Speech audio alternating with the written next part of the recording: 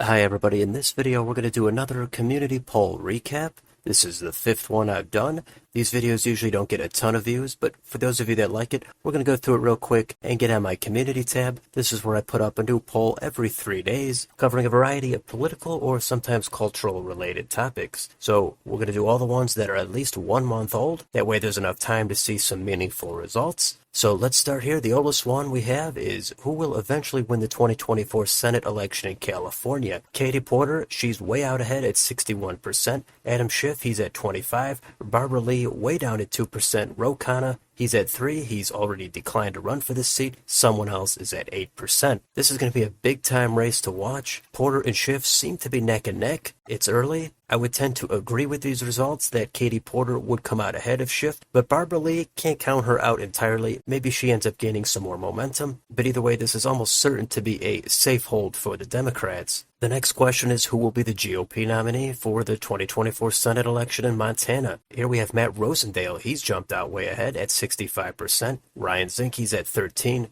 Attorney General Austin Knudsen is at 5%. Tim Sheehy is at 10%. Someone else at 8%. This is another one where it's too early to say, but Matt Rosendale, who ran in 2018 and lost to John Tester, he's probably the front runner right now. I don't think he's super strong. Maybe he ends up not being the nominee. If he is, I think it's a coin flip. I could see him losing to Tester in a rematch, but if the environment favors the Republicans, maybe Rosendale could edge it out. But I do want to see if Zinke, Knudsen, or Sheehy ends up jumping into this race. Governor Greg Gianforte, he probably would have been the strongest candidate. He's declined to run. We'll see what happens. Next question. How important are the revelations from the Twitter files so far? 44% very important, 13% moderately, 9% slightly, 34% not important. And like a lot of these questions, there's some good comments, and unfortunately it does seem to be politically polarized. I would think this would at least be slightly important, if not moderately important, even if you're not a fan of Elon Musk, even if you think he did not become as free speech as you'd like. Seeing internal deliberations of a massive corporation, and especially between that corporation and anything from the state,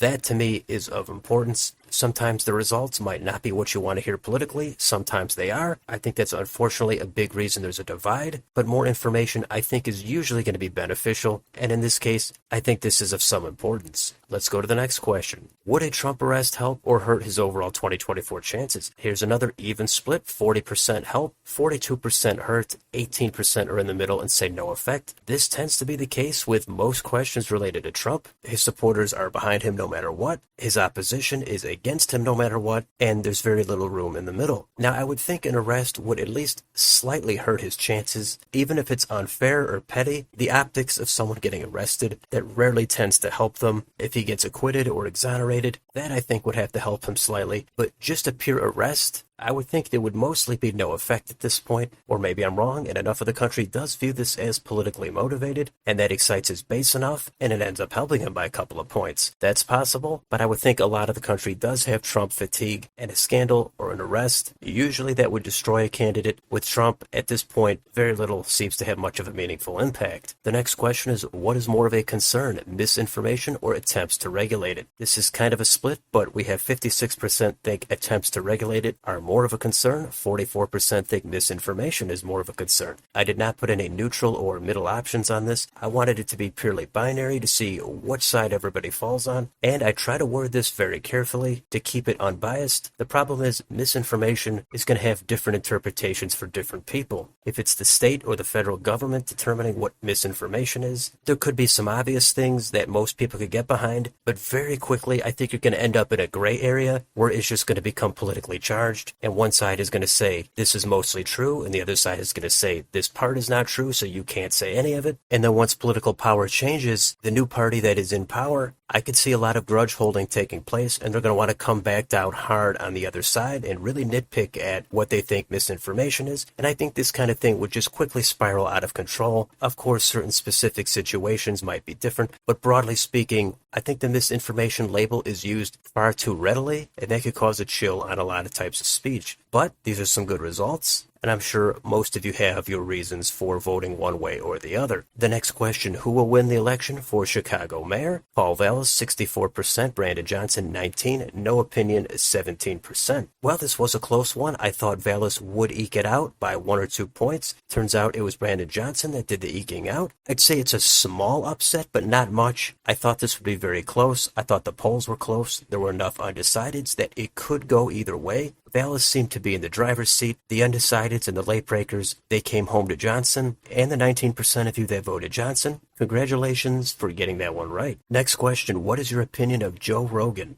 13% very favorable, 33% favorable, 26% neutral, 14% unfavorable, 14% very unfavorable. I thought this would be a good question to ask because Joe Rogan, he delves into politics and culture frequently. It seems like most people like a few things and don't like a few things about Joe Rogan, so I wanted to see where the results would come down. Looks like his favorables are a little bit higher than his unfavorables, and you could go on and on about Joe Rogan. I've seen some of his stuff over the years, and like I just said, I agree with him on some stuff I'm going to disagree with him on, but that doesn't bother me. It does seem like the political right is more open to accepting Joe Rogan, just if they agree with him only on 2 or 3 things, and it does seem like the political left is more apt to disavow Joe Rogan if they disagree with him on 2 or 3 things. So that I always found to be kind of weird. I definitely think it's healthy to have some disagreements with somebody, especially with politics these days, and I would think you would just focus on the things you do agree on, but maybe some of you think otherwise and think that 1 or 2 of Joe Rogan's opinions are so horrible you don't care what he has to say on other issues.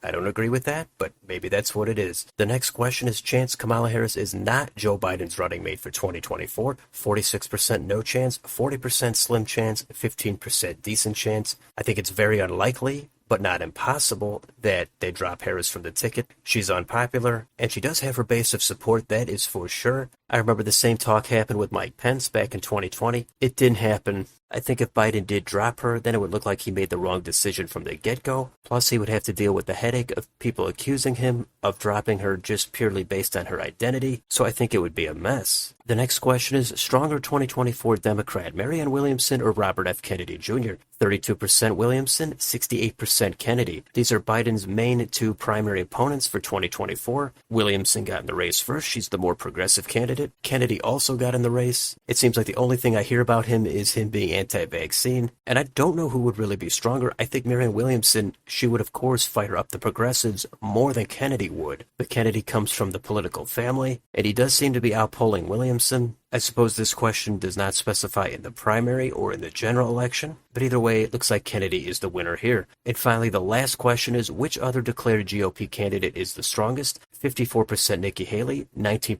Vivek Ramaswamy, 9% Asa Hutchinson, 19% no opinion. It does seem like Haley would be the strongest. Her name recognition is far higher. She's also much more establishment, so that helps and hurts her at the same time.